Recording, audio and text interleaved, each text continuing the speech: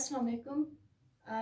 Chapter 3 का जो second आपके पास लेक्चर है वो है सेकंड टॉपिक के साथ introduction of gene into bacterium. कल हमने पढ़ा था जेनेटिक इंजीनियरिंग के बारे में, डीएनए रेप्लिकेशन के बारे में और इसी तरह बायोटेक्नोलॉजी के बारे में। तो आज हम पढ़ेंगे कि जेनेटिक इंजीनियरिंग में यानी जो जीन होती है वो किस तरीके से बैक्टीरिया में इंसर्ट किया जाता है। तो सबसे पहले अगर कोई भी सिंगल सेल है बैक्टीरिया का, जैसे कि हमने कल भी पढ़ा था कि अगर एक सिंगल सेल है बैक्टीरिया का तो इसमें आपके पास क्रोमोसोम्स भी होते हैं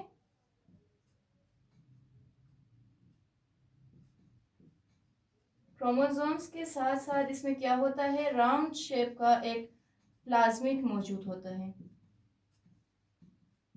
ठीक है, अब ये जो प्लाज्मिड होती है इसी को हम आगे लेकर जाते हैं बैक्टीरिया के यानी इंसर्शन ऑफ जीन के की तरफ। तो इसी प्लाज्मिड में ही मखसूस जो जीन होती है वो इसमें इंसर्ट किया जाता है, फिर आगे इससे काम लिया जाता है। अब दो इसमें टर्म्स इस्तेमाल हुई है। एक आपके पास होता है डोनर ऑर्गेनिज्म या डोनर सेल। डोनर सेल आपके पास कौन सी सेल होती है? जो भी सेल जिसके मतलब उसके पास अगर मखसूस किस्म की जो जीन मौजूद होती है जो कि जिसे मज़ीद काम लिया जा सकता है, तो उससे यानी जो जीन होती है उसको अगर लेकर किसी दूसरे बैक्टीरिया में इंसर्ट किया जाता है तो वो क्या कहलाती है? Donor cell. या आप कह सकते हैं कि अपना जो जीन होता है वो डोनेट करने वाला या देने वाला, वो क्या कहलाता है? Donor cell. ठीक है, अब जिस सेल में या जिस बैक्टीरिया में यही जीन इंसर्ट किया जाता है उसको ट्रांसजेनिक ऑर्गेनिज्म कहते हैं। ट्रांसजेनिक ऑर्गेनिज्म, या फिर इसका दूसरा नाम आप कह सकते हैं कैरियर। ठीक है, यानी कैरी किया जाता है इसको। तो यहाँ पे आप क्या करते हैं, यानी ट्रांसजेनिक जो ऑर्गेनिज्म होती है वो क्या होती है? वो जानदार जिसमें किसी दूसरे सेल का या किसी दूसरे जो जानदार का जीन होता है वो अगर इंसर्ट किया जाता है उसको ट्रांसजेनिक ऑर्गेनिज्म कहते हैं। तो चलिए अब हम पढ़ते हैं कि introduction of gene into bacterium कैसे होती है। अच्छा, अब हमने पढ़ा था कि बैक्टीरियम का जो सेल है, बैक्टीरियम सेल, वो इस सूरत में आपके पास है कि जिसमें क्रोमोसोम भी है और प्लाज्मिड भी है। अब इसी बैक्टीरियल सेल के हम प्लाज्मिड को बाहर निकालेंगे। ठीक है, इसके प्लाज्मिड को हमने बाहर निकाल दिया तो ये हमारे पास वो ट्रांसजेनिक सेल है या ट्रांसजेनिक बैक्टीरियम है जिसके बैक्टीरियम प्लाज्मिड को हमने बाहर निकाल दिया है। इसी तरह हमारे पास एक डोनर भी होगा। डोनर सेल जो होगा इसका जो प्लाज्मिड है ये भी हमने निकाल दिया है। सही, ये आपके पास क्या था? ये ट्रांसजेनिक सेल था, ट्रांसजेनिक सेल जो कि बैक्टीरियम का है, ये है। और ये आपके पास डोनर सेल है। अब इसको हम क्या करेंगे कि जो प्लाज्मिड है उसका हम करेंगे किसी भी एंजाइम की मदद से हम एंजाइम इस सेल में इंसर्ट करेंगे।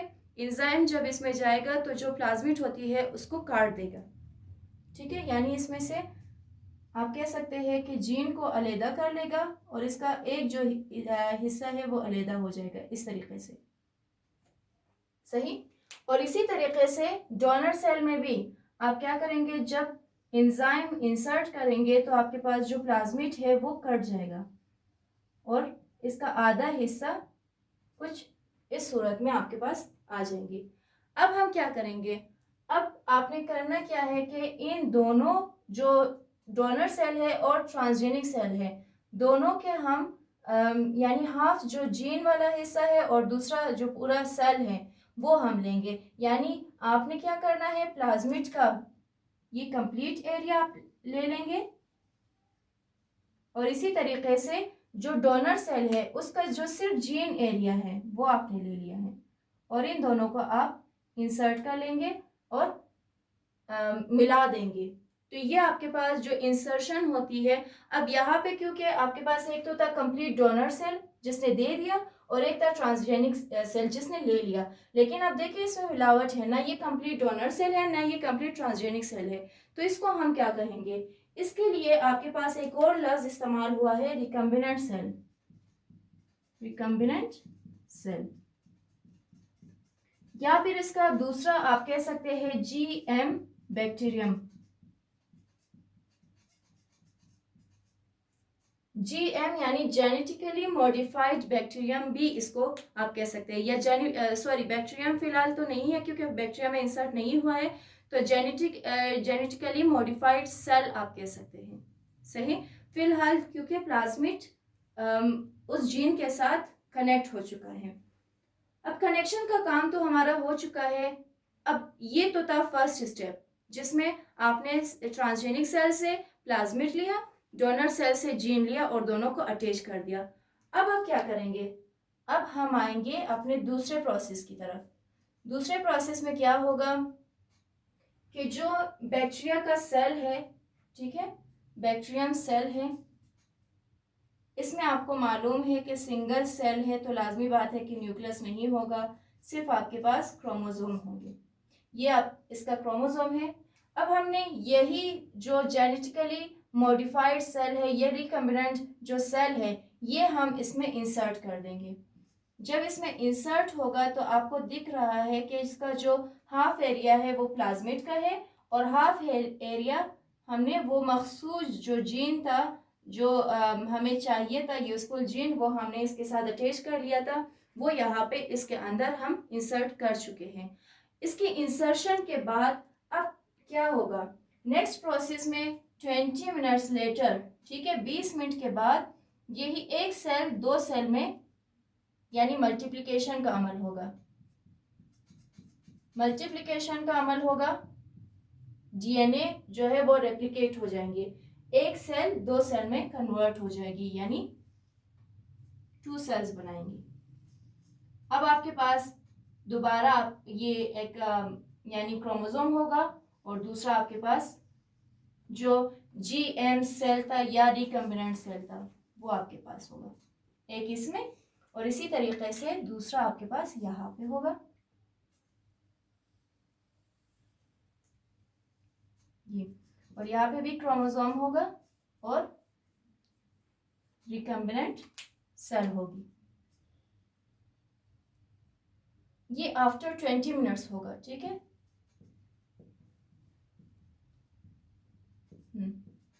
20 मिनट्स लेटर के बाद एक जो बैक्टीरिया का सेल है वो दो में कन्वर्ट हो चुका है। अब इसी तरीके से मज़ीद 20 मिनट्स के बाद जो ये सेल है अब ये मज़ीद दो में कन्वर्ट होगा, ठीक है, मल्टीप्लिकेशन होगी और ये सेल भी मज़ीद दो में कन्वर्ट हो जाएगा। अब क्या होगा, जैसे कि आपको मालूम है कि क्योंकि आपको मालूम है कि किसी भी जानदार के जिस्म में जो एक्स्ट्रा चीज़ होती है या वेस्ट मटेरियल होता है वो एक्सक्रीट हो जाता है, ठीक है। इसी तरह क्या होगा कि जो बैक्टीरिया के सेल में अब जो चीज़ इसे चाहिए नहीं होगा वो एक्सक्रीट कर देगा, अपने सेल से निकाल देगा, और इसको क्या चीज़ नहीं चाहिए, ये एक्स्ट्रा जो इसके पास जीन है ये वाला हिस्सा नहीं चाहिए, ठीक है। जो एक जीन हमने इंसर्ट कर दिया था अब ये मजीद दो में कन्वर्ट हो चुका है, इसी तरह आगे जाके ये 4 बना देगी, फिर इसी तरह आगे मजीद चलते हुए ये मतलब हर 20 मिनट के बाद मल्टीप्लाई करते हुए उसकी तादाद ज़्यादा होती जाएगी। अब जब इसको नहीं चाहिए तो अपने जिस्म से या अपने जो सेल में से ये बाहर निकाल देगा, तो उस सूरत में हमारे पास ये जो जीन्स हैं ये हमारे पास प्रोड्यूस हो जाएंगे, ठीक है, ये प्रोड्यूस हो जाएंगे और इसी तरीके से ये हमारे पास क्या कहलाएंगे, डिजायर्ड प्रोटीन। या डिज़ायर्ड आप कह सकते हैं जीन, क्योंकि जीन ही आगे जाके प्रोटीन बनाएगी, आप इसको डिज़ायर्ड प्रोटीन भी कह सकते हैं। यानी हमारे पास इस सूरत में वो प्रोटीन हम बना सकते हैं जिसकी हमें ज़रूरत है। फिर मिसाल के तौर पर अगर हमें किसी भी पेशेंट के लिए, जो शुगर पेशेंट है उसके लिए, उसकी जिस्म के लिए हमें इंसुलिन चाहिए, तो मिसाल के तौर पर हमने किसी भी डोनर सेल के जिस्म से जीन हमने कौन सा लिया है, इंसुलिन वाला लिया है। फिर वो हम बैक्टीरिया के प्लाज्मिड में इंसर्ट करके बैक्टीरिया के सेल में हम इंसर्ट कर लेंगे। फिर इसी तरीके से अब देखिए, जो इंसुलिन वाला जीन था वो आगे जाके 2 बना देगी और इसी तरह आगे जाके 4, फिर 8, फिर इसी तरह मल्टीप्लाई होती जाएगी।